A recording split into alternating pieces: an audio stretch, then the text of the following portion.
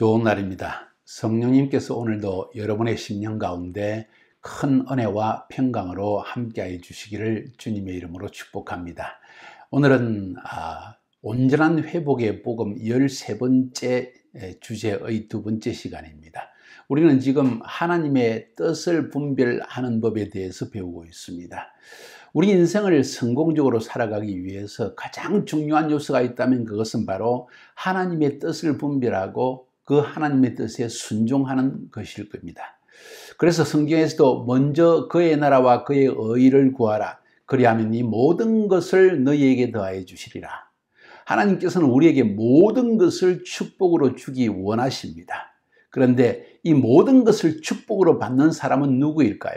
먼저 하나님의 나라와 의를 구하는 사람입니다. 다시 말해서 하나님의 뜻에 순종하는 사람이라는 것입니다. 그래서 심지어 예수님께서는 말씀하시기를 누가 내 어머니며 아버지며 자녀들이냐? 바로 아버지의 뜻을 행하는 이 사람들이 아니냐 하면서 자기를 따르는 둘러싼 제자들을 바라보면서 말씀하신 것입니다. 그렇습니다. 하나님은 자기의 뜻을 분별하고 하나님의 뜻을 깨달아 알고 그 뜻에 순종하는 사람에게 모든 것을 주시기 원하십니다. 그렇기 때문에 우리가 우리의 삶이 성공적이 되기 위해서 하나님 안에서 성공적인 삶을 살기 위해서 가장 중요한 요소는 하나님의 뜻을 분별하는 것입니다. 우리 인생을 살아가면서 이게 하나님의 뜻인가 아닌가 모를 때가 굉장히 많을 것입니다. 하나님은 매일 아침마다 오늘 하루 세 끼를 먹어야 할까요? 말아야 할까요? 물어보고 또 거기에 대한 답을 주시는 이런 하나님이 아니십니다. 중요한 것은 우리 인생의 방향에 관한 문제입니다. 어느 방향으로 우리 인생길을 걸어가느냐, 무엇을 우리가 행하기를 원하느냐, 하나님은 이것을 보고 계신 것입니다. 그리고 하나님은 인간을 창조하실 때, 특별히 여러분과 저를 창조하실 때 우리를 향하신 하나님의 완벽하시고 아름다운 계획을 가지고 있다는 사실을 알 필요가 있습니다. 자, 그래서 어제는 첫 번째, 지난 시간에는 첫 번째로 하나님의 뜻을 분별하기 위해서 가장 중요한 요소는 내가 하나님의 뜻을 알려고 주님께 나아가서 묻기 전에 하나님이 그 하나님의 뜻을 나에게 보여주시면 나는 순종할 마음의 준비가 되어 있는가? 내 이론을 떼고 저는 싫은데요, 나는 그것이 원치 않는데요 하고 대꾸하고 반박하는 것이 아니라 전능하신 하나님께서 나를 위해서 가장 좋은 것을 예비하셨다는 것을 믿고 지금 나의 상태에서는 내가 원치 않는 것 같고 내가 좋아하지 않는 것 같지만은 일단 순종하겠다는 절대 순종의 마음을 가지고 있느냐 하는 것이 먼저 중요하다는 거예요. 그러지 않으면 하나님께서 자기 뜻을 보여주셔도 우리는 결국 내 뜻대로 행하다가 낭패를 당하는 경우가 있다고 말씀드렸습니다. 그 기본적인 예로서 발람 선지자의 예를 들어드렸고 사울 왕의 이야기를 여러분에게 들려드렸습니다. 매우 중요한 이야기라고 생각합니다. 오늘은 두 번째로 하나님의 뜻을 분별하는 법, 이것도 참 너무 중요한 부분입니다. 여러분이 마음의 중심에 오늘 딱 새기시고 이 말씀을 따라서 살아갈 수 있기를 바랍니다. 그래서 하나님의 뜻을 분별하시고 여러분의 삶이 성공적인 삶이 될 수 있기를 주님의 이름으로 축복합니다. 오늘 두 번째로 하나님의 뜻을 분별하기 위해서 우리가 꼭 알아야 되고 꼭 실천해야 될 중요한 부분이 뭔지 아십니까? 그것은 내 안에서 말씀하시는 성령님의 음성에 귀를 기울이라. 내 안에서 말씀하시는 성령님의 음성에 민감하라는 것입니다. 하나님은 성령님을 우리에게 보내주십니다. 예수 믿는 하나님의 자녀, 죄의 문제가 해결되어진 사랑하는 자녀의 심령 속에 거룩한 영이신 성령님이 죄 용서함을 받은 우리의 마음 속에 들어오셔서 우리와 동행하십니다. 왜 우리와 동행하실까요? 그것은 우리 안에 거하시면서 우리에게 하나님 아버지의 뜻을 구체적으로 보여주시고 인도하기 위해서 하나님은 우리에게 성령을 보내주신 것입니다. 보십시오. 요한복음 14장 16절 17절에 내가 아버지께 구하겠으니 그가 또 다른 보혜사를 너희에게 주사 영원토록 너희와 함께 있게 하리니 그런 진리의 영이라. 세상은 능히 그를 받지 못하나니 이는 그를 보지도 못하고 알지도 못함이라. 그러나 너희는 그를 아나니 그는 너희와 함께 거하시며 또 너희 속에 계시겠습니다. 예수님께서 말씀하시기를 우리 인간의 죄를 위해서, 여러분과 저의 죄를 위해 십자가에 못 박혀 죽으시고 난 다음에 주님은 아버지 하나님께로 보좌로 올라가시고, 그리고 우리를 위해서 구하여서 간구하여서 성령님을 보내주시다고 말씀하셨습니다. 성령님을 보내시는 목적은 성령님이 우리 안에 들어오셔서 우리의 삶을 인도하기 위해서 그렇게 하신다는 것입니다. 그리고 예수 믿어서 성령으로 거듭난 사람들은 내 안에 성령님이 들어오셔서 나와 동거하고 있다는 사실을 인식할 수가 있습니다. 거듭난 성도는 대부분이 그렇다는 것입니다. 왜 우리 안에 거주하실까요? 성령님이 우리 안에 거주하시는 중요한 목적이 무엇일까요? 첫 번째는 우리 안에 거하시면서 그 성령님이 하나님을 내게 알려주시는 거예요. 하나님의 뜻을 깨닫게 해주시는 것입니다. 그리고 우리에게 말씀하시고 우리와 교제하기 위해서 내 안에 거하신다는 사실입니다. 자, 잘 들으세요. 예수 믿지 않는 사람, 또 교회를 다니지 않는 사람들은 이 이야기가 전혀 새롭고 이상하게 들려질 것입니다. 그러나 여러분이 정말 예수 믿어서 성령으로 거듭나서 그 성령님의 음성을 듣는 법을 하나씩 둘씩 배워나가기 시작하면 제가 말씀드리는 이 말의 의미가 뭔지 알 것입니다. 하나님은 영이십니다. 그 영이 내 안에 들어오십니다. 인간도 영적인 존재입니다. 그래서 하나님은 우리와 영으로 교통하십니다. 우리 안에 거하시는 중요한 목적은 하나님을 알게 하고 하나님의 뜻을 분별하게 하고 그 하나님의 뜻에 순종하는 힘을 주기 위해서 성령님이 내 안에 들어오시는 것입니다. 물론 성령님의 음성을 듣는 것이 쉬운 것이 아닐 것입니다. 어찌 보면 굉장히 쉽고 어찌 보면 굉장히 어렵습니다. 조금 이따 이 부분에 대해서 여러분과 함께 나눠보려고 합니다. 그런데 이 매일매일 하나님이 내 안에서 주시는 감동을 따라 또 하나님의 성경을 읽으면서 말씀을 따라 순종하며 살아가면 하나님의 성령님이 내 안에서 무엇을 말씀하시는지 그 음성을 점점 들을 수 있게 되어집니다. 기도하면서 듣게 되어지고 말씀을 읽는 가운데 하나님이 이걸 원하신다는 것을 영으로 느끼게 되어집니다. 갑자기 길을 가다가 문득 하나님의 뜻이 이런 것이냐 한 것을 깨닫게 되어집니다. 사도 바울의 경우에 사도행전 13장에 보면 그가 복음을 전하고 있는데 하나님께서 말씀하시기를 아시아에 가서 복음을 전하려고 하는데 하나님이 자꾸 막으시는 거예요. 그래서 기도하는 중에 밤에 환상이 나타나서 마게도니아 사람, 지금으로 보면 그리스 동부 쪽의 사람이 환상 중에 나타나서 건너와서 우리를 도와달라 하는 음성을 줍니다. 잠에서 번뜩 깨어났습니다. 사도 바울이 하나님께서 우리를 유럽으로 가기를 원하시는구나 해서 함께 동행하는 그 팀과 함께 이야기를 나누는 과정에 성령님께서 우리를 유럽으로 보신다는 것을 인식하게 되어집니다. 자, 사도 바울은 매 순간 하나님의 말씀을 따라 움직이는 사람이었고 하나님의 말씀을 따라 순종하며 살아가다가 성령님이 이제 영으로 그에게 직접 주시는 음성까지 듣게 되어집니다. 여러분, 이것이 일반적인 성도들의 삶의 모습입니다.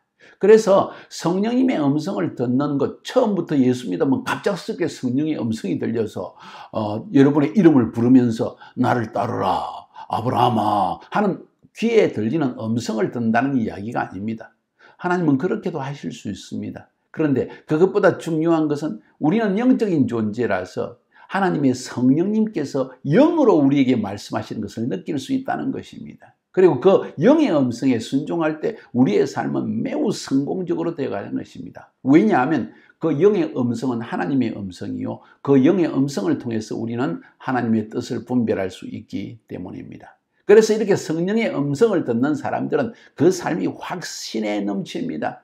환경의 어려움 때문에 넘어지거나 낭망하지 않습니다. 그것 때문에 좌절하지도 않습니다. 이런 사람은 성령의 음성을 들었고 하나님이 나에게 이걸 말씀하셨다, 이런 표현들을 쓰게 되어집니다. 왜냐하면 그 심령 속에 하나님의 영으로 우리에게 말씀하시는 것을 느꼈기 때문입니다. 그래서 그런 사람은 삶의 어려움을 극복합니다. 넘어져도 일어납니다. 확신에 찬 인생을 살아갈 수 있는 것입니다. 그래서 이런 사람이 믿음의 사람이 됩니다. 왜냐하면 성령님이 내 안에 주시는 음성을 자기가 분명히 분별하니까 그 안에서 믿음이 일어나는 것입니다.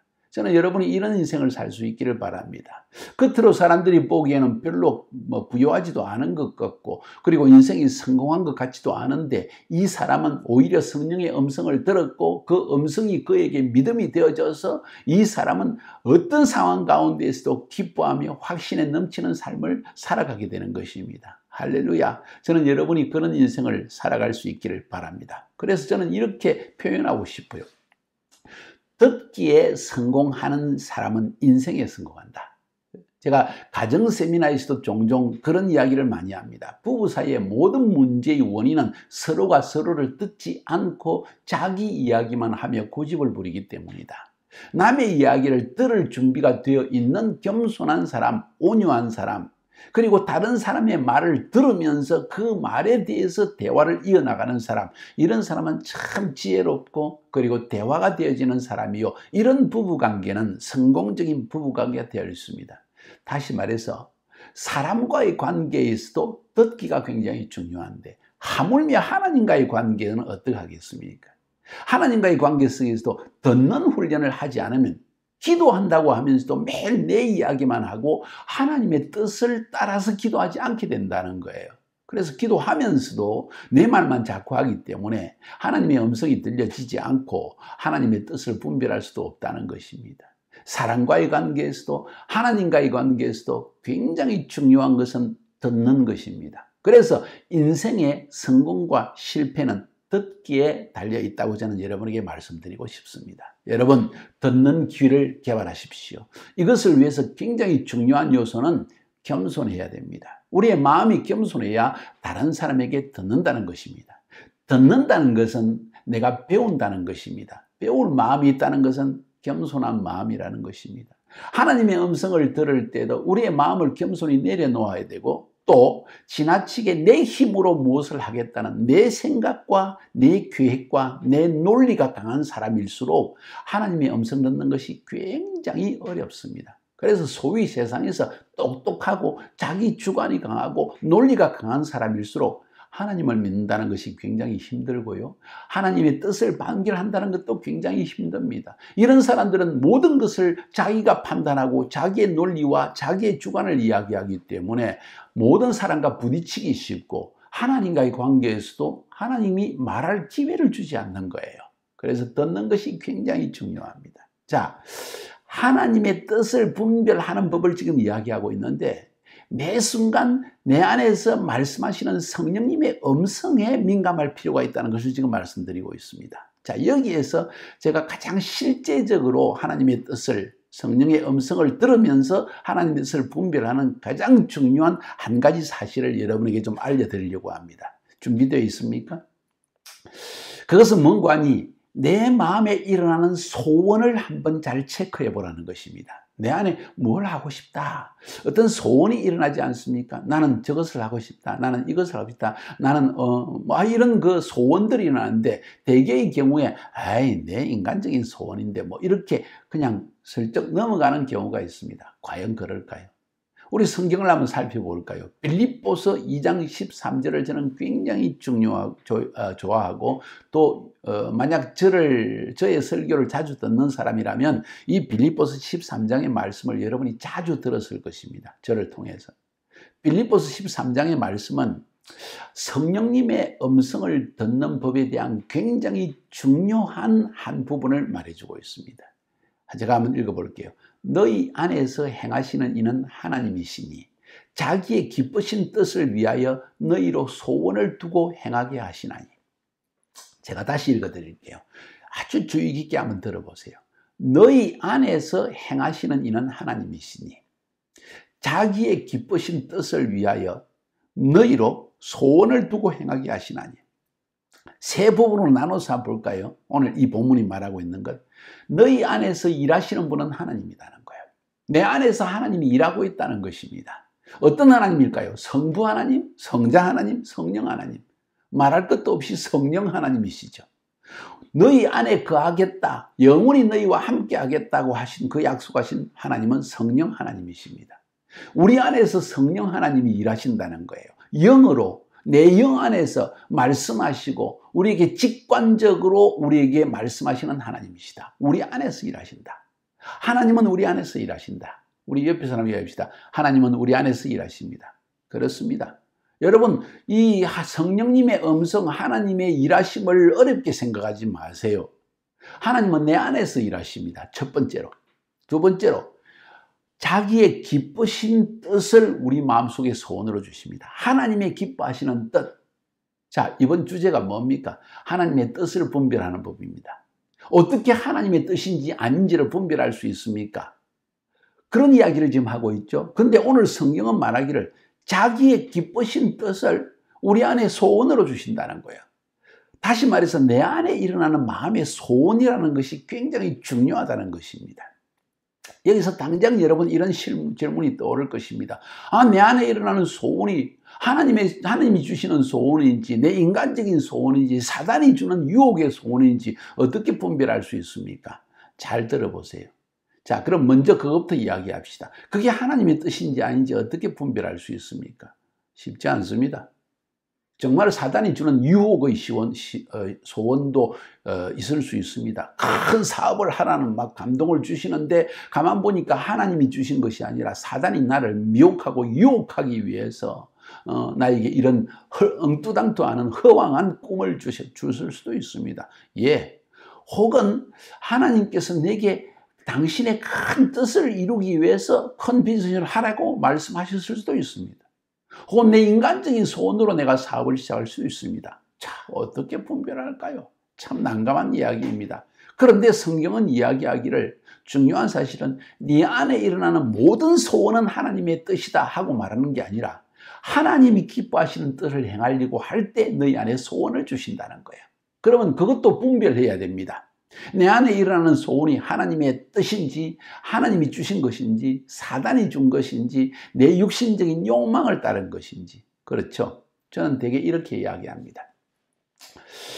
만약 여러분 안에 일어나는 소원이 다른 사람에게 해를 끼치지 않고 하나님의 영광을 가리지 않는 것이라면, 그리고 당신 자신에게 해를 끼치거나 당신의 가족에게 해를 끼치는 것이 아니라면 그것을 하나님의 뜻으로 알고 믿고 그 마음에 일어나는 소원대로 한번 행해 보아라. 그런데 만약 하나님의 뜻이 아니면 어떡합니까? 그런 확신도 없이 해도 됩니까? 잘 들으세요. 내 마음속에 그런 소원이 일어났고 그것이 다른 사람에게 해를 끼치지 않고 나에게도 해를 끼치지 않고 하나님의 영광을 가리치지도 않고 내 주변 사람에게 어려움을 주는 것이 해를 끼치는 것이 아니라면, 아니, 안 할 이유가 뭐가 있나요? 우리 인생에 참으로 해야 할 일이 많이 있지만 내 마음에 일어나는 소원이 굉장히 중요합니다. 내 마음에 소원이 일어나는데 그것도 남에게 해를 끼치지 않는 것인데 하나님의 영광을 가리는 것도 아닌데 왜 그것을 멈추겠냐는 거예요. 시도해 보라는 것입니다. 자, 저 이야기는 시도해 보라는 것입니다. 왜 그렇게 말하는지 아세요? 많은 사람들이 내 안에 일어나는 하나님의 소원, 하나님이 내 안에 주시는 소원, 하나님의 기쁘신 뜻을 따라 나에게 주시는 소원을 에이, 나는 그런 일을 할 수 없어. 에이, 어떻게 그런 일이 있을 수가 있어. 에이, 나는 이런 식으로 거절해 버린다는 것입니다. 혹은 마음에 일어나는 소원을 귀중히 여기고 신중하게 받아들이는 것이 아니라 그냥 만일 일어나는 소원 중에 하나겠지 하고 그냥 넘겨버리는 경우가 너무 많다는 거예요. 그렇게 해서 중요한 사실은 하나님이 당신의 뜻을 계시하기 위해서 우리 마음속에 소원으로 그 뜻을 계시해 주셨는데 우리는 그것을 무시해 버렸다는 사실입니다. 많은 사람들이 사실 그러고 있습니다.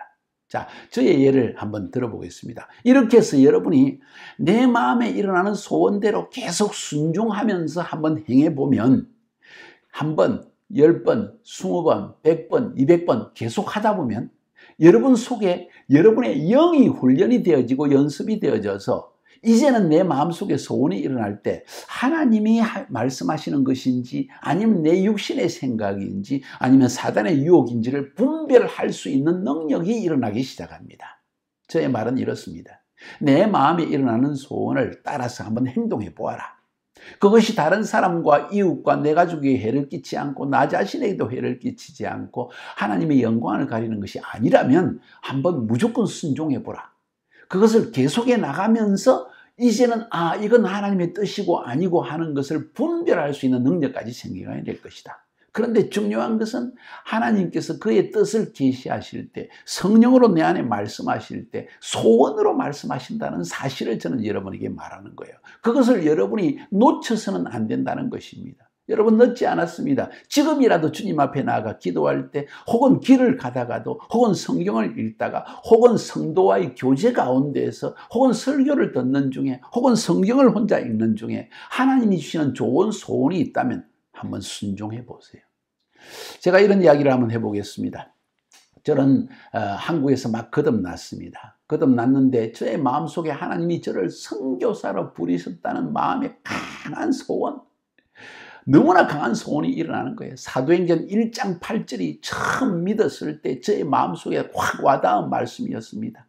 오직 성령이 임하시면 너희가 권능을 받고 온 유대와 사마리아와 땅끝까지 이르러 내 증인이 되리라. 이 말씀이 확 들어박히면서, 또 로마서 15장에 있는 말씀 중에 다른 사람이 터 위에 내가 집을 짓지 않는다는 말의 표현을 보면서 내가 선교사로서 교회가 없는 곳에 가서 교회를 세우는 것이 나의 사명이구나 하는 것을 느꼈습니다. 성경을 듣는 중에, 기도하는 중에 저를 선교사로 부르신 하나님의 뜻을 느꼈습니다. 그리고 기도하면 기도할수록 제 마음속에 독일 유학을 가야 된다는, 독일로 가야 된다는 강한 소원이 일어났습니다. 왜 그런지, 독일로 왜 가야 되는지, 선교사로 가지 않고 왜 독일로 가는지 알 수가 없었지만, 그래서 간절히 기도했습니다. 21일간 기도했더니 하나님께서 응답해 주셔서 저와 저희 아내가 결혼하고 독일로 갈 수 있는 은혜를 베풀어 주셨습니다. 한 6년 동안 독일에서 신학 공부를 하면서 선교사 준비를 하고 있는데, 미국에서 오신 한 한국 목사님이 모임에 참석했다가 하나님께서 소련 문을 열어놓고, 구소련의 문을 열어놓으셨고, 그래서 지금 그곳에 문호가 개방되어져서 이제 복음이 들어갈 때가 되어졌다. 여러분 가운데 누가 거기에 들어가기를 원하는가 하는데 저희 마음속에 강한 소원이 일어났습니다. 내가 저기에 선교사로 가고 싶다. 아직 박사과정을 다 마친 것도 아닙니다. 아직도 독일 유학을 하고 있는 중입니다. 그런데 하나님께서 저의 마음속에 카자흐스탄에 선교사로 가고 싶다는 강한 마음을 주시는 것입니다. 왜냐하면 그 목사님이 말씀하시는 것 중에 하바롭스크, 사할린, 그리고 알마타, 타시켄트, 모스크바 5도시를 지적하면서 이런 이야기를 하시는 거예요. 그래서 저의 마음속에 이 소련 선교사로 가고 싶다는 마음에 강한 소원이 일어났고, 그 목사님을 만나서 나중에 모임이 끝난 다음에 말씀을 들었더니 카자흐스탄으로 가면 어떨까? 이런 말씀을 주셨어요. 그래서 그때 마음속에 하나님이 나를 카자흐스탄으로 부르시는구나 하는 단순한 믿음이 생겨났습니다. 참 이상하죠? 논리적으로 이해가 안 되는 것 아닙니까? 이 목사님을 이전부터 알은 것도 아니고, 저의 마음속에 제가 구소련을 위해 소련의 선교사로 가겠다는 결심을 한 적도 없고, 그런데 그날 그 모임 중에 성령님께서 내 마음속에 소원을 주셨고, 저는 그 소원의 말씀을 붙들고 나아갔을 때 하나님이 결국 저를 구소련 카자흐스탄의 선교사로 갈 수 있는 길을 열어주신 것입니다. 카자흐스탄에 선교를 할 때였습니다. 1995년도입니다. 94년, 95년도에 하나님께서 엄청난 축복을 주셔서 많은 사람들이 우리 교회에 와서 예수를 믿고 구원받게 되어졌습니다. 교회가 한 3년 만에 거의 1000명까지 달하게 되어졌습니다. 많은 질병을 가진 사람들이 치유를 받고요. 귀신 들린 사람들이 쫓겨나게 되어지고, 예수 믿어서 성령 받고 뜨겁게 주님을 섬기는 사람들이 일어나기 시작했습니다. 그리고 이제 한 4년, 5년 됐는데 하나님께서 기도하는 중에 제 마음속에 이런 감동을 주십니다. 성전을 건축하라. 5,000명이 들어가는 성전을 건축하라. 아이고, 하나님 돈도 없습니다. 우리 성도님들 한 달에 월급도 100불도 안 되는 어려운 가운데 있는데 성전이 왜 말입니까? 5,000명 들어가는 성전을 지으려면 돈이 얼마나 들 터인데, 저를 아는 사람도 없고, 한국에도 스폰서가 없고, 미국에도 스폰서가 없습니다. 제가 어떻게 이런 성전을 지을 수 있겠습니까? 하고 기도하는데 하나님이 강한 소원을 주십니다. 그래서 성도님들에게 선포를 했더니 우리 성도님들이 아멘 하고 받아들이는 거예요. 그때 왜 성전 건축을 생각하게 됐냐, 그 어떤 육신적인 계기를 보면은, 예배당이 작아서 예배를 드리는데 주일날 5번 예배를 드리는 거예요.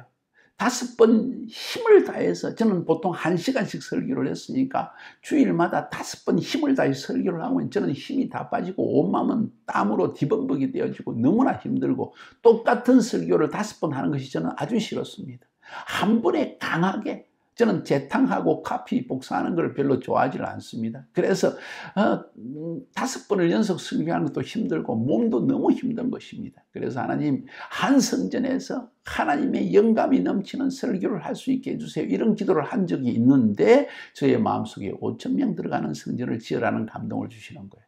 그리고 그 감동을 우리 교회 앞에 선포했을 때 전 성도님들이 기쁨으로 이를 받아들여주고, 그리고 1명, 2명, 어떤 사람은 아파트를 팔아서 헌금을 하고, 사업 자금 $10,000, $2,000를 이렇게 헌금하기도 하고, 이렇게 해서 교회가 결국 5,000명 들어가는 성전이 빚 하나 없이 지어지는 기적의 역사를 맛보게 된 것입니다. 이 이외에도 제가 말씀드리자면 끝이 없습니다. 사랑하는 여러분, 제가 뭘 말하고 있는지 아세요?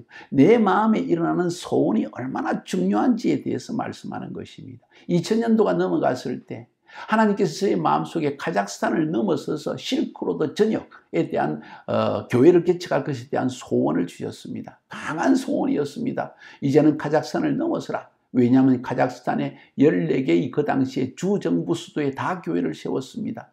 이제 주님께서 말씀하시기를 중앙아시아에 탄 하는 이 카자흐스탄, 키르기스탄, 우즈베키스탄, 타지키스탄, 투르크메니스탄, 아제르바이잔, 터키까지 이런 이 실크로드 상의 교회를 개척하라는 강한 감동을 주셨습니다. 그런 소원을 주시는 거예요. 그래서 하나님께 기도했더니만 실크로드 청년 페스티벌을 열어라.